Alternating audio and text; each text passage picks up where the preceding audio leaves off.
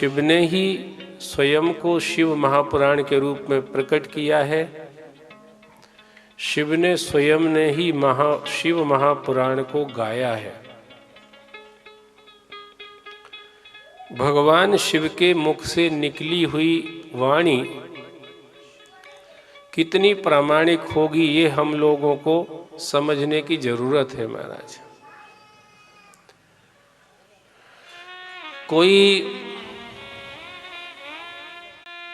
जीवात्मा, महात्मा, धर्मात्मा या कभी कोई पापात्मा भी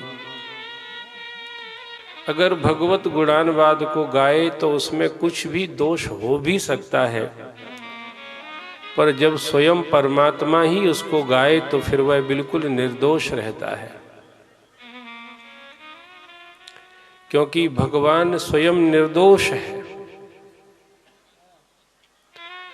एक ब्रह्म को छोड़ करके संसार में कोई भी निर्दोष नहीं है। सब में कुछ न कुछ दोष रहता ही है महाराज। पूर्णतः निर्दोष इस संसार में कोई नहीं है। कोई को पीने की आदत है तो कोई को खाने की आदत है महाराज। कोई को लूटने की आदत है, कोई को चुराने की आदत है।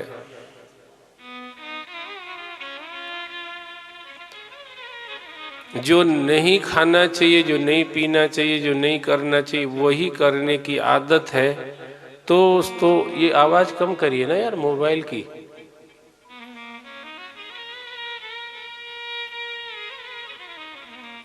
तो कुछ ना कुछ दोष सब में रहता है।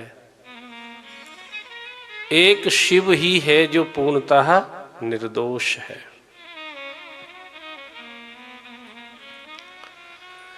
जहर पी करके भी वो निर्दोष ही है। शमशान की राख लगा करके भी अपन लगा लें तो लोग कहें ए भैया दूर, पहले नहा के आओ फिर इधर आना। हम लोग शमशान की अगर राख लगा लें तो लोग हमसे कहेंगे नहा के आओ, और शिव जी लगा ले तो लोग कहते हम तो 12 बजे ही बैठ गए थे जाके महाकाल मंदिर में। क्यों? बोले भस्मारती देखना थी। भस्मारती में शामिल होना था हमको। और अपन सब जानते हैं भगवान शिव को जो भस्मारती होती थी पहले, खास करके तो वो काय की भस्म चढ़ती थी शिव जी पे, महाकाल भगवान पे? मुर्दे की राख। और फिर भी लोग देखने के लिए 11-12 बजे से ही बैठ जाते थे, 4 बजे होती भस्मारती।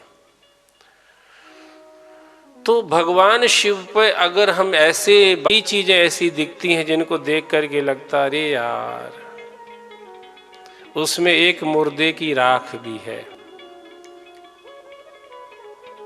गले में सांप पड़ा हुआ है, कानों में बिच्छू टंगे हुए हैं, गले में नर मुंडों की माला, हाड़ की माला महाराज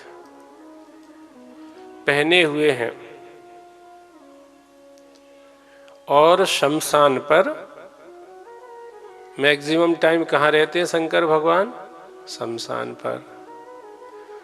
इतनी सारी चीजें जो ऐसी लगती हैं कि ये किसी अच्छे आदमी के लिए कैसे संभव है, पर भगवान शिव ने उनको धारण कर रखा है। और गले के अंदर हलाहल जहर भी रख रखा है। इस सब के बाद भी शिव विश्व वंद हैं, सारा विश्व उनका वंदन करता है। असुर नाग सुर नर मुनि देवा, सकल करहे पद पंकज सेवा। राक्षस देवता नर नाग मुनि सब शिव जी की चरण कमल की क्या करते हैं? सेवा करते हैं। सब शिव जी के चरण कमल की सेवा करते हैं। आप बताइए, अगर शिव जी में कोई दोष होता सच में, तो क्या ये जो स्वयं में इतने बड़े बड़े निर्दोष देवता हैं, ब्रह्मा जी हैं, विष्णु जी हैं, इंद्र जी हैं, बड़े बड़े सनकादि, नारद, शुक, व्यास, वामदेव, याज्ञवल्क्य, ऐसे ऐसे बड़े बड़े जो देव ऋषि मुनि हैं, क्या ये भगवान शिव का आराधन करते, उनकी सेवा करते? बिल्कुल ही नहीं करते। पर इतने सारे जने क्या क्या भगवान शिव ने अपने अंग पर धारण कर रखे हैं सामान, पर उसके बाद भी सारा जगत उनका करता है सम्मान, क्योंकि शंकर भगवान हैं, साक्षात भगवान। इसीलिए सभी में कोई ना कोई दोष रहता है, पर शिवजी पर शिवजी का स्पर्श होते ही वो दोष भी स्वयं भी निर्दोष हो जाता है महाराज। क्यों हो जाता है? बोले समर्थ कहूं नहीं दोष गुसाई,